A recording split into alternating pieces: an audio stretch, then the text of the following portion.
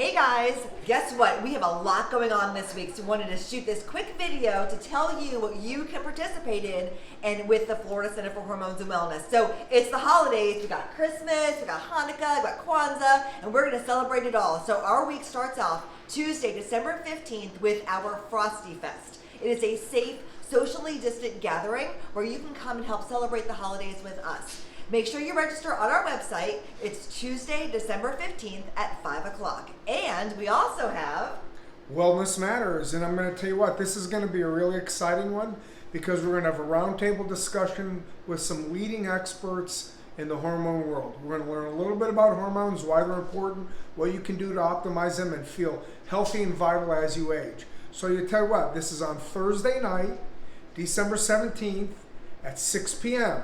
It's a virtual event, so you need to go online and register. So I want you to register and I want you to be there because it's going to be a really informative, really exciting event. You're going to understand a lot about what we do here and a lot about what you can do to make 2021 a vital, exciting, and very energetic year.